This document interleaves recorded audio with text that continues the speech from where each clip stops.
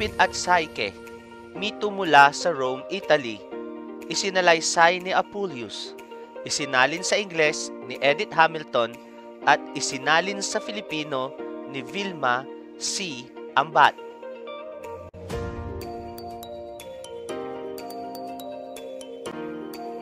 Nung unang panahon, may hari na may 3 magagandang anak na babae. Pinakamaganda sa 3 ang bunsong si Psyche. Labis siyang hinahangaan at sinasamba ng mga kalalakihan. Sinasabi nilang kahit si Venus, ang diyosa ng kagandahan, ay hindi makakapantay sa ganda nito. Nalimot na rin ng kalalakihan na magbigay ng alay at magpuri sa diyosa. Gayun din, ang kanyang templo ay wala ng mga alay. Naging marumi at unti-unti nang nasisira. Lahat ng papurit karangalang dapat sa kanya ay napunta na lahat sa isang mortal. Nagalit si Venus at inutusan niya si Cupid, ang kanyang anak, upang paibigin si Psyche sa isang nakakatakot na nilalang. Hindi na niya naisip ang maaaring maidulot ng kagandahan ng dalaga sa kanyang anak. Agad tumalima si Cupid at hinanap ang nasabing babae. Umibig siya kay Psyche nang nasilayan niya ang kagandahan ng dalaga.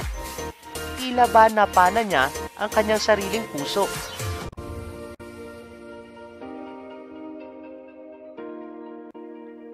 Nang makauwi si Cupid, inilihim niya sa kanyang ina ang nangyari. Labis namang nagtitiwala si Venus at hindi na rin nito inusisa ang anak. Nanabik ang diyosa ng kagandahan sa kahihinatnan ng buhay ni Psyche. Gayunman, hindi naganap ang inaasahan ni Venus. Hindi umibig si Psyche sa isang nakakatakot na nilalang o kahit kanino. Ang isa pang nakapagtataka ay walang umiibig sa kanya. Kontento ng pagmasdan at sambahin siya ng mga lalaki, subalit hindi ang ibigin siya. Ang kanyang 2 kapatid na malayo ang hitsura sa taglay niyang kagandahan ay nakapag-asawa na ng hari at namumuhay ng masaya sa kani-kanyang palasyo. Naging malungkot si Psyche sa kanyang pag-iisa. Tila walang nais magmahal sa kanya.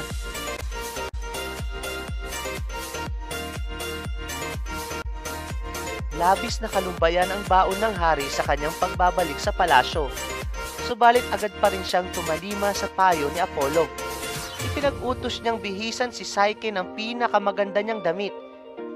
Pagkatapos mabihisan si Psyche, ipinabuhat ng hari ang anak na parang ihahatid sa kanyang libingan papunta sa tuktok ng bundok.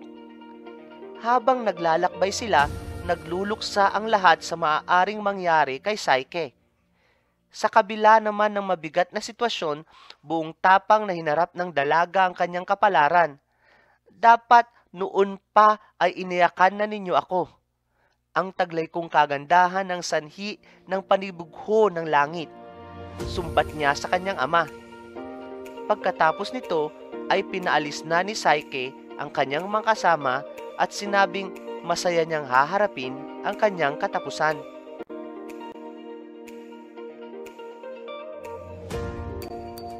Naghintay si Psyche habang unti-unting nilalamon ng dilim ang buong bundok. Takot na takot siya sapagkat hindi niya alam kung anong naghihintay sa kanya. Patuloy siyang tumatangis at nanginginig sa takot hanggang sa dumating ang malambing na ihip ng hangin ni Zephyr. Inilipad siya nito at inilapag sa isang damuhang kasing lambot ng kama at pinahalimuyak ng mababangong bulaklak. Napakapayapa ng lugar na tila nawala ang lahat ng kanyang kalungkutan. Nakatulog siya sa kapayapaan ng gabi. Nang magising si Psyche sa tabi ng ilog, natanaw niya sa pampang nito ang isang mansyon na parang ipinatayo para sa mga Diyos. Nagmasid-masid siya at labis ang kanyang pagkamangha sa kagandahan nito. Yari sa pilak at ginto ang mga haligi at ang sahig ay napapalamutian ng mga hiyas. Nag-aalinlangan niyang buksan ng pinto, subalit may tinig na nangusap sa kanya. Pumasok ka, para sa iyo ang mansyong ito. Maligo ka, magbihis at ihahanda namin ang piging para sa iyo. Kami ang iyong mga alipin, wika ng mga tinig.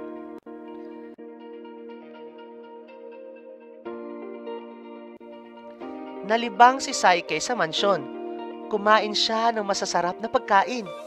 Buong araw siyang inaliw ng mga musika ng lira at ng mga awitin ng koro na hindi niya nakikita, maliban sa mga tinig na kanyang mga kasama. Nag-iisa siya sa mansyon, subalit sa hindi maipaliwanag na dahilan, batid niyang sa pagsapit ng gabi ay darating ang kanyang mapapangasawa. Lumipas ang maghapon nang hindi niya namamalayan. Pagsapit ng gabi, nangyari nga ang inaasahan niya. Naramdaman niya ang pagdating ng lalaki. Tulad ng mga tinig, hindi niya ito nakikita. Bumulong ang lalaki sa kanyang tainga. Nang marinig niya ang tinig ng lalaki, nawala ang lahat ng takot na kanyang nararamdaman.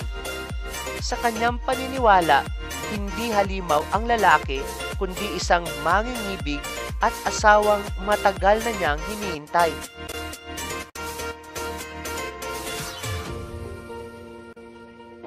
Isang gabi ay kinausap siya ng masinsinan ng lalaki. Binalaan siyang may panganib na darating sa pamamagitan ng dalawa niyang kapatid. Darating ang iyong mga kapatid upang magluksa sa lugar kung saan kanila iniwan, wika ng asawa. Subalit, wag kang magpapakita sa kanila sapagkat magbubunga ito ng matinding kalungkutan sa akin at kasiraan sa iyo. Habilin ng lalaki. Nangako naman si Psyche na tatalima sa kagustuhan ng asawa.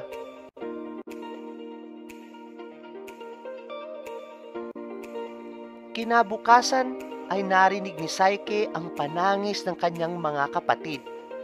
Labis na naantig ang kanyang damdamin sa kanilang pagluluksa. Nais niyang ibsan ang kanilang kalungkutan at patahanin sila sa pag-iyak. Hanggang sa maging siya ay umiiyak na rin. Kinagabihan ay inabutan pa siya ng kanyang asawa na umiiyak.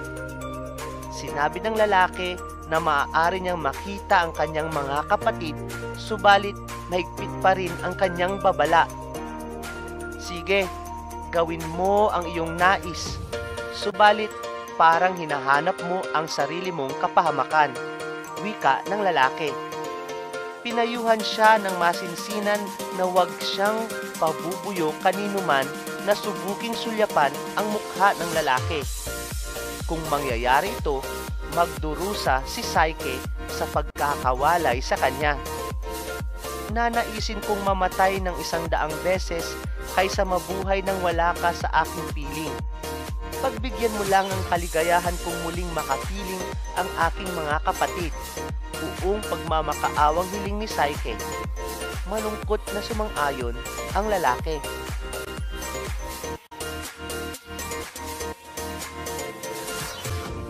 Kinaumagahan, inihatid ng ihip ng hangin ni Zephyr ang dalawang kapatid ni Psyche. Hindi magkamayaw sa iyakan at yakapan ang magkakapatid.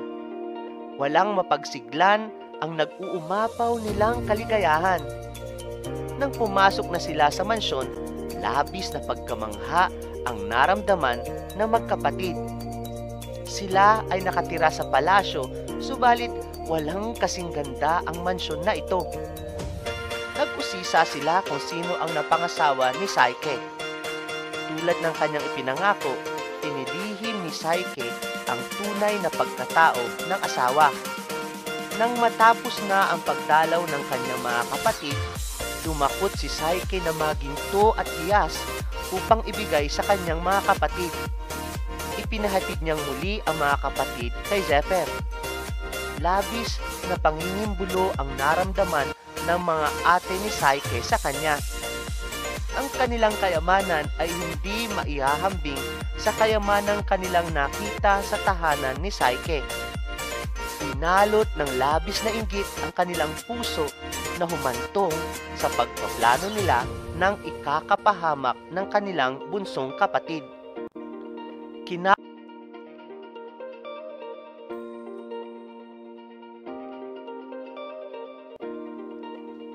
gabi ring iyon, muling kinausap ng lalaki si Psyche. Nagmakaawa siyang wag na muling patuloyin sa kanilang tahanan ang kanyang mga kapatid. Tandaan mong hindi mo na ako makikitang muli kapag binali mo ang iyong pangako. Masidhing paalala ng kanyang asawa. Bawal na kita makita, pati ba naman ang mga mahal kong kapatid? Pagmamaktol na sumbat ni Psyche. Muling pinagbigyan ng lalaki ang asawa na makita ang kanyang mga kapatid.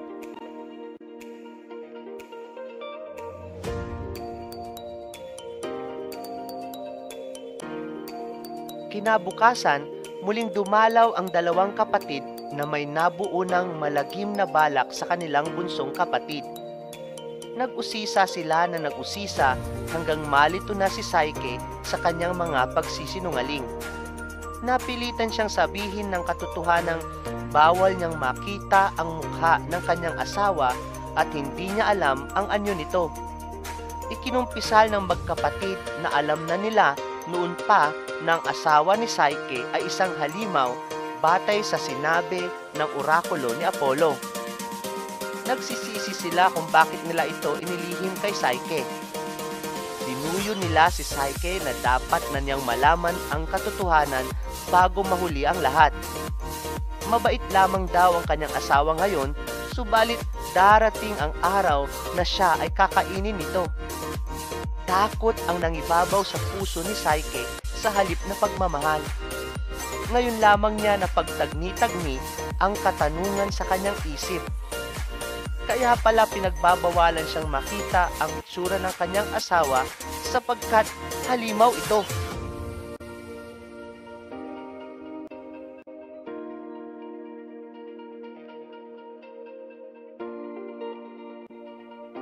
At kung hindi man ito halimaw, bakit ito hindi nagpapakita sa liwanag? Magkahalong takot at pagkalito ang naramdaman ni Psyche. Humingi siya ng payo sa kanyang kapatid. Isinagawa na ng nakatatandang mga kapatid ang masama nilang balak. Pinayuhan nila si Psyche na magtago ng punyal at lampara sa kanyang silid. Kapag natutulog na ang kanyang asawa, sindihan niya ang lampara at buong tapang niyang itarak ang punyal sa dibdib ng asawa. Humingi lamang daw si Psyche ng tulong at nasa di kalayuan lamang ang dalawa. Kapag napatay na ni Psyche ang asawa, sasamahan siya ng kanyang mga kapatid sa pagtakas. Iniwan nila si Psyche na litong-lito. Mahal na mahal niya ang kanyang asawa, subalit paano kung halimaw nga ito? Nabuo ang isang desisyon sa kanya. Kailangan niya makita ang itsura ng kanyang asawa.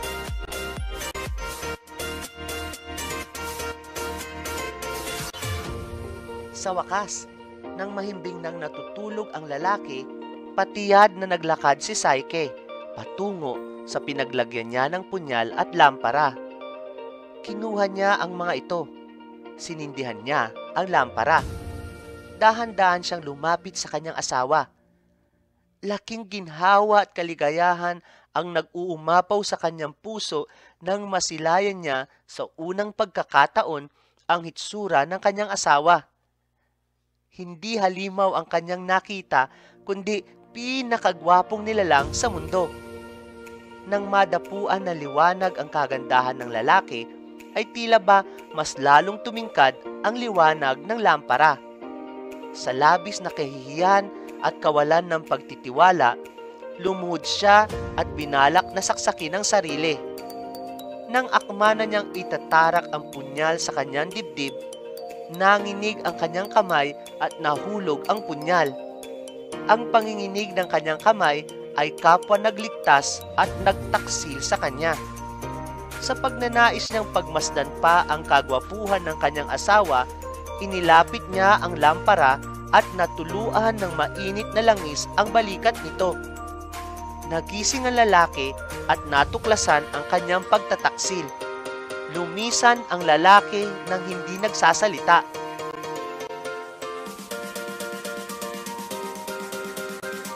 Sinundan ni Psyche ang asawa, subalit paglabas niya, hindi na niya nakita ang lalaki. Narinig na lamang niya ang tinig ng asawa. Ipinaliwanag nito kung sino siyang talaga.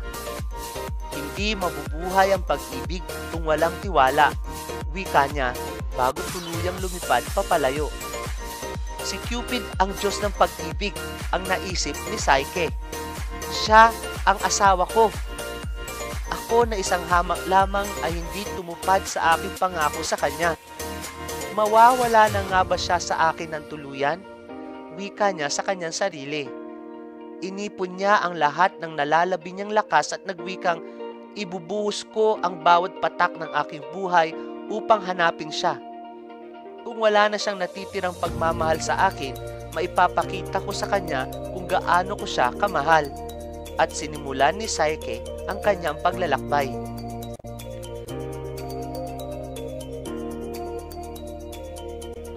Sa kabilang banda, umuwi si Cupid sa kanyang ina upang pagalingin ang kanyang sugat. Isinalaysay niya sa kanyang ina ang nangyari. Nagpupuyo sa galit si Venus at lalong sumighi ang pagsiselos niya kay Psyche. Iniwan niya si Cupid nang hindi man lang tinulungang gamutin ang sugat nito.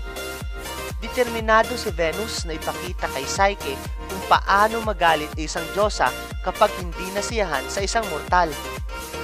Patuloy na naglakbay si Psyche at pinipilit na makuha ang panig ng mga Diyos.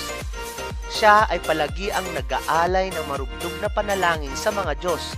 Subalit wala sa kanila ang nais maging kaaway si Venus. Nararamdaman ni Psyche na wala siyang pag-asa sa lupa o sa langit man. Kaya minabuti niya magtungo sa kaharian ni Venus at ialay ang kanyang sarili na maging isang alipin.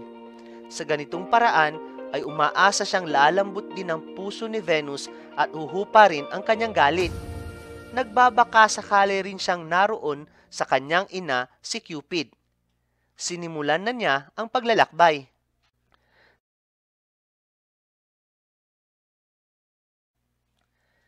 Nang dumating si Psyche sa palasyo ni Venus, humalakhak na malakas ang diyosa.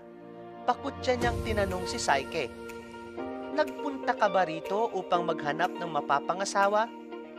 Tiyak kong ang dati mong asawa ay wala nang pakialam sa iyo, sapagkat muntik na siyang mamatay dahil sa natamong sugat mula sa kumukulong langis na dulot mo. Isa kang kasumpa-sumpang nilalang. Kailanman ay hindi ka magkakaroon ng asawa kung hindi ka daraan sa butas ng karayom." Sinabi ng diyosa na tutulungan niya si Psyche sa pagsasanay. Ibinuhos niya sa harap ni Psyche ang isang malaking lalagyan na puno ng iba't ibang uri ng maliliit na butong pinaghalo-halo niya. Inutusan niya si Psyche na bago tumilim, dapat ay napagsama-sama na niya ang magkakauring buto. Agad lumisan ang diyosa.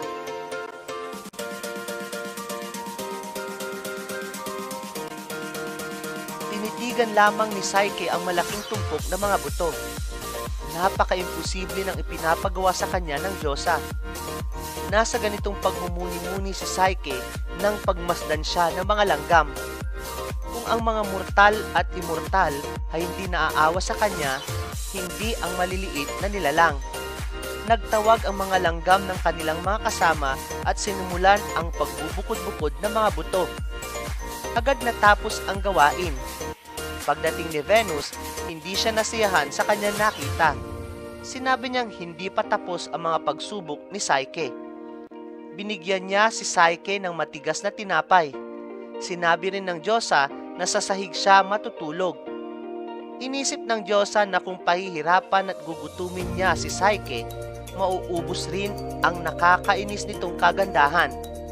Samantala, tiniyak ni Venus na hindi makalalabas si Cupid sa kanyang silid, habang pinaghihilom nito ang kanyang sugat. Nasisiyahan si Venus sa magandang takbo ng mga pangyayari.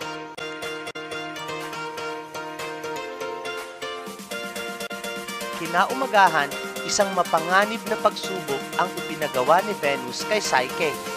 Pinakukuha niya si Psyche ng gintong balahibo ng mga tupa sa tabi ng ilog. Ang mga tupa ay mababangis at mapanganib. Nang marating ni Psyche ang ilog, Natutokso siyang tumalon at magpalunod na lamang upang matapos na ang kanyang paghihirap. Nakarinig siya ng tinig mula sa halamang nasa tabi ng ilog. Huwag kang magpapakamatay. Hindi naman ganun kahirap ang pinagagawa sa iyo. Kailangan mo lang maghintay ng tamang panahon upang makakuha ng gintong balahibo ng tupa. Pagsapit ng hapon, ang lahat ng mga tupa mula sa malalabay na halamanan ay magtutungo dito sa ilog upang magpahinga. Magtungo ka sa halamanan at doon ka kumuha ng mga gintong balahibong nasabit sa mga sanga. Sinunod ni Psyche ang payo ng halamang nasa tabi ng ilog.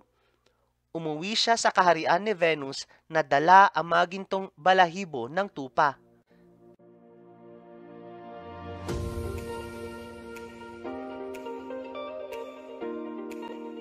May tumulong sa iyo, sumbat ni Venus kay Psyche. Hindi mo ginagawa ng mag-isa ang mga pinagagawa ko sa iyo. Hindi bale, bibigyan kita ng pagkakataong patunayan na sadyang mapagkunwari kang mabuting puso at magaling. Itinuro ni Venus sa malayo ang itim na tubig ng talon. Binigyan niya si Psyche ng prasko at pupunuin ito ng itim na tubig. Nagtungo si Psyche sa ilog ng Styx. Nakita niyang malalim ang bangin at mabato. Tanging may pakpak lamang ang maaaring makaigib ng tubig. Sa lahat ng kanyang pagsubok, ito na ang pinakamapanganib. Tulad ng inaasahan, may tumulong kay Psyche. Isang agila ang dumagit sa praskong tangan ni Psyche at lumipad malapit sa talon. Pagbalik ng agila, puno na ng itim na tubig ang prasko.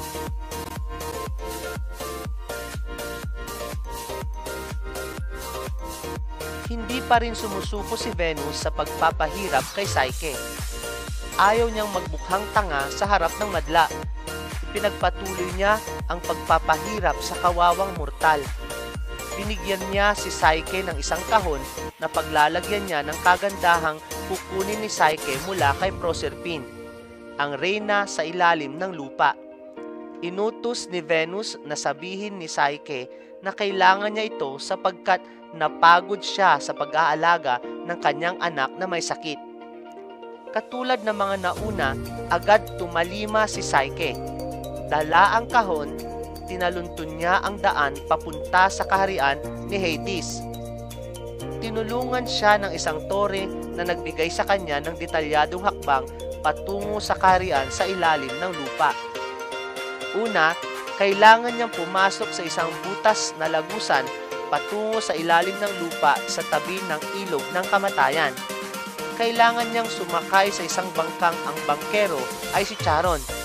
Kailangan niyang bayaran ng pera si Charon upang siya ay makatawid. Makikita na niya ang lansangan patungo sa palasyo. Sa pintuan ng palasyo, may nagbabantay na isang asong 3 ulo. Kapag binigyan ng cake ang aso, ito ay magiging maamo at papayagan ng magpapasok sa palasyo.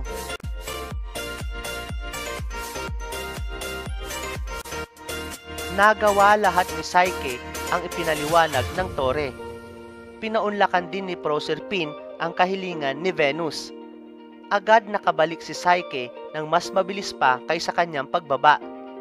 Gayunman, nasubok muli ang karupukan ni Psyche.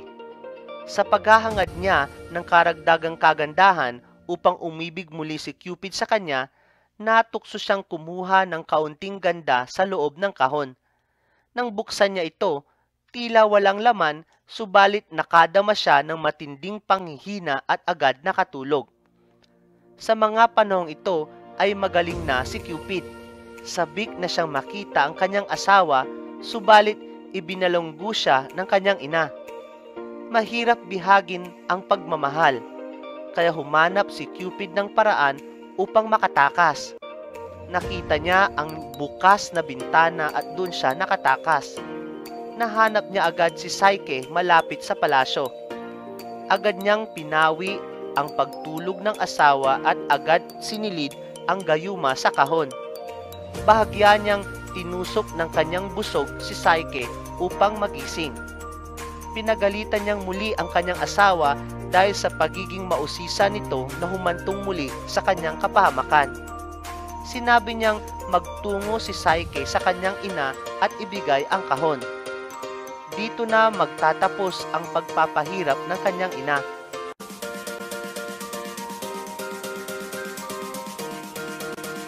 Masayang nagtungo si Psyche sa palasyo, samantalang si Cupid naman ay lumipad patungo sa kaharian ni Jupiter, ang Diyos ng mga Diyos at tao.